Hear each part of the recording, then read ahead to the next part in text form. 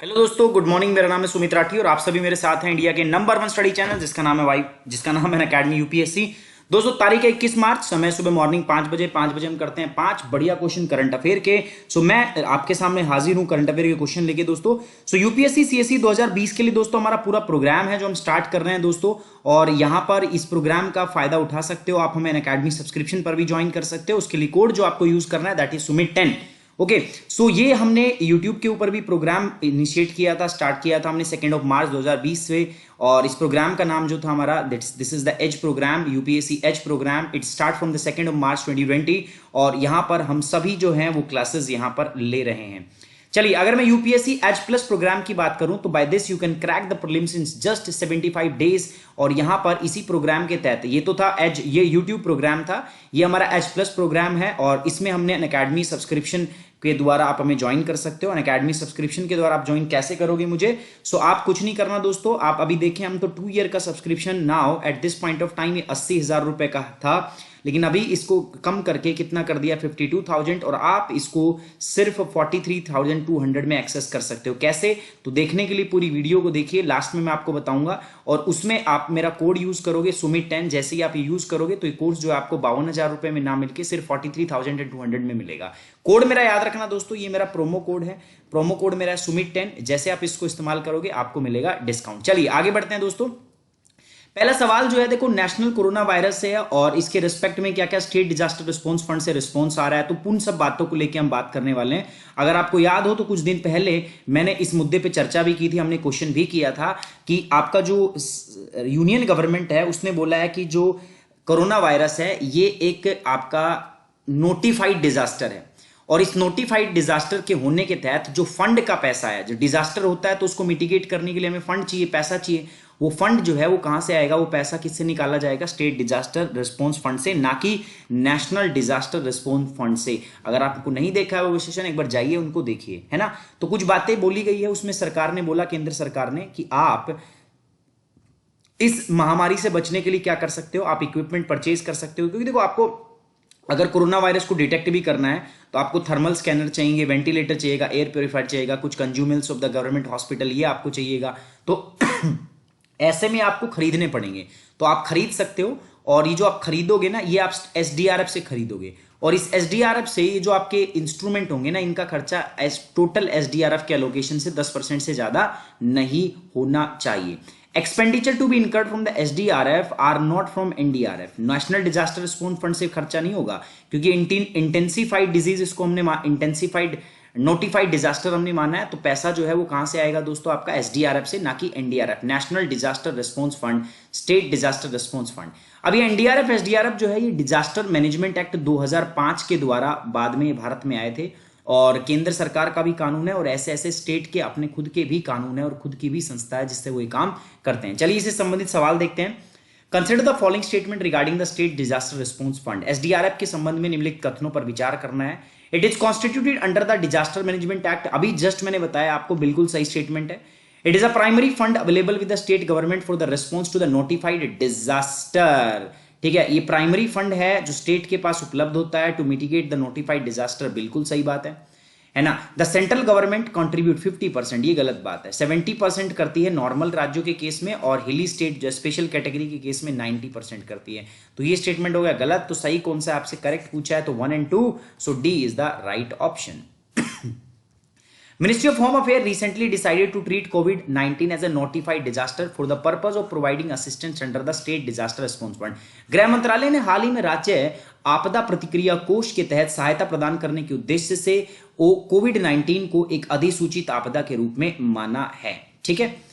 SDRF fund is contributed under the disaster management act 2005। इसको disaster management act अधिनियम, इसको disaster आपदा प्रबंधन अधिनियम 2005 के तहत लाया गया है। It is the primary fund basically available to the state government for the response to the notified disaster. ये अधिसूचित आपदा के जवाब के लिए राज्य सरकारों के पास उपलब्ध एक प्राथमिक निधि है ना। इसको एक नोटिफाइड डिजीज डिक्लेयर कर दिया गया है मिनिस्ट्री ऑफ होम अफेयर के द्वारा।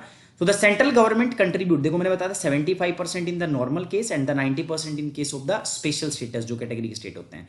अगली बात करते हैं दोस्तों आर्टिमस। ये आर्टिमस एक स्पेस मिशन है, किसका? नासा का।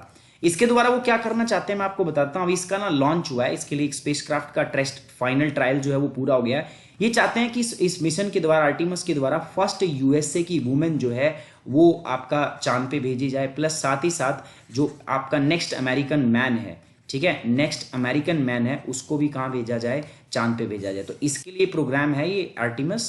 सवाल देखते हैं क्या इससे संबंधित। Artemis mission is a lunar exploration program, European space agency. तो यूरोपियन स्पेस एजेंसी का थोड़ी ना है, तो नासा का है, गलत हो गया।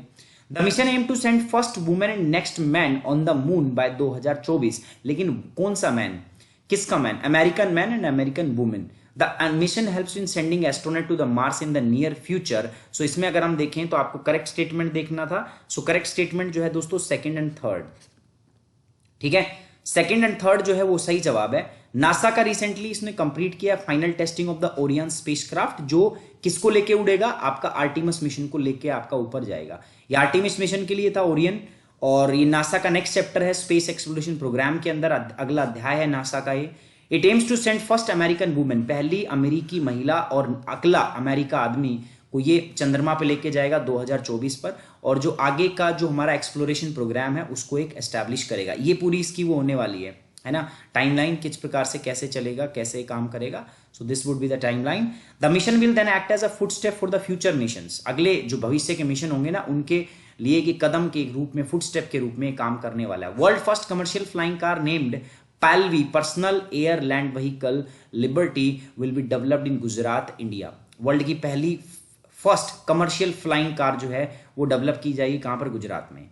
अब ये स्मृति मीना, ये क्या है, देखो स्मृति अभी आजकल ना एक एंजाइम है जो बहुत फेमस है, बहुत रिसेंटली न्यूज में आपका SIRTI, ये किससे एसोसिएटेड है, ये क्या कैंसर सेल से है, या आपको लगेगा कोविड-19, क्योंकि आजकल तो यही प्रकोप फैला हुआ, या नेचुरल स्टंट है, या रेगुलेशन ऑफ मेटाबॉलिक एक्टिविटी। तो बता दूं, रेगुलेशन ऑफ मेटाबॉलिक एक्टिविटी। तो ये जो स्मृति है ना, it is basically related to the metabolic activity, आपकी मेटाबॉलिक एक्टिविटी से रिलेटेड है, इसीलिए आपके एनर्जी सिस्टम से रिलेटेड होगा, इसी के कारण ये आपकी एजिंग से भी रिलेटेड होता है ये पूरा का पूरा। तो अभी अभी ना इसके ऊपर टाटा जो इंस्टीट्यूट है ना उन्होंने कुछ रिसर्च की है, क्या की है बता देते हैं। Enzyme that goes by the name एस्मृति is known to be associated with the regulation of metabolic activity and also ageing and hence become a target of therapeutic recently. अभी अभी ये जो है मेटाबॉलिक एक्टिविटी से संबंधित एंजाइम है, ये न्यूज में रहा है आपका, ठीक है। Study by the Tata institute of fundamental research Mumbai shows that glucose control the function of the Smriti directly.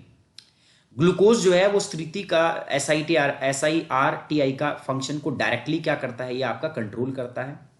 साथ ही साथ अ शॉर्टेज और absence of this control can lead to a diabetic like state, आपको डायबिटिक तरीके की state हो सकती है। वाई एक्सेस अगर आपने कर लिया तो आपका ये जो है ओबिसिटी, मोटापा जो है वो हो सकता है, और एजिंग जो है आपकी जल्दी आ जाएगी, है ना। अगली बात करते हैं चैत्र जत्रा फेस्टिवल। चैत्र माह में मनाया जाता है। मैंने बताया था आपको, याद करो ये कहां पर मनाया जाता है आपका, अभी कोविड-19 के चक्कर में ये जो बड़ी मास गैदरिंग है इसको कैंसिल किया गया है, क्योंकि कोविड वायरस स्प्रेड कर रहा है, तो इस वजह से इसको क्या किया गया है, इसको बंद किया गया है। तरीनी हिल्स के अंदर बेसिकली ये सेलिब्रेट किया जाता था आपका उड़ीसा के अंदर, अभी इसको कैंसिल कर दिया, और इसी के नाम पर एक नेवी बोट का भी नाम हमने रखा था इंडियन नेवी के अंदर। तो ये सारी बातें मैंने आपको मॉर्निंग करंट अफेयर में कराई थी। Chaitra Jatra festival is state festival of Manipur, not Manipur, it's Orissa, गलत हो गया। The festival is celebrated at Tara Tarini hills shrine on the Hindu month of the Chaitra, बिल्कुल सही बात है। त्योहार चैत्र के हिंदू महीने में तारा तरीनी पहाड़ी के मंदिर में मनाया जाता है, जो उड़ीसा में होती है। और इंडियन नेवी की रेल बोट है जिसका नाम है INSU तरीनी, वो इसी के नाम पर रखी गई। दूसरा तीसरा स्टेटमेंट सही है, C is the right answer, बिल्कुल सही है ना। 17 मार्च को सबसे बड़ी गैदरिंग होनी थी, सेकेंड ट्यूसडे था, दूसरा मंगलवार था, तो बहुत बड़ी गैदरिंग यहाँ होने वाली थी, लेकिन कोविड-19 के चलते इसको क्या कर दिया गया था, कैंसिल कर दिया गया था। मैंने आपको बताया था तारा तरीनी की पहाड़ी पर ये हिंदू टेम्पल है, वहां पर हिंदू साइट है। The festival is celebrated at Tara Tarini shrine on the Tuesday of the Hindu month of Chaitra. Largest gathering जो थी वो होने वाली थी ट्यूसडे 17 को, लेकिन वो बंद कर दिया गया उसको, ठीक है। और ये आपका पूरा का पूरा सिस्टम है। कैमूर हिल्स है, Tara Tarini shrines located at the Kumari hills on the bank of Rushikulya river is a major centre of the Shakti worship in the Orissa. Shakti मतलब माता को यहाँ पर पूजा जाता है, और इसी के नाम पर एक रेल बोट का भी नाम रखा गया है। अच्छा, ये भी आजकल थोड़ा सा हमें सुनने में आ रहा है, मिथेनोट्रॉप्स क्या होते हैं, मिथेनोट्रॉप्स इन एनवायरनमेंट, ये क्या है?